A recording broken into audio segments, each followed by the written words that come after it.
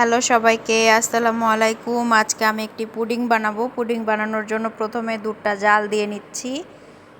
এই তো দুধটা জাল দেওয়া শেষ। এখন আমি ক্যারামেল বানিয়ে নিব। কড়াইতে একটু চিনি দিয়ে নিয়েছি এবং তার ভিতরে পানি দিয়ে নিয়েছি। এখন সেটাকে নাড়াচাড়া করে ক্যারামেল বানিয়ে নিব। এই তো ক্যারামেল বানানো কমপ্লিট। এখন আমি পুডিংয়ের যে জিনিসটা থাকে ওটা তৈরি করব।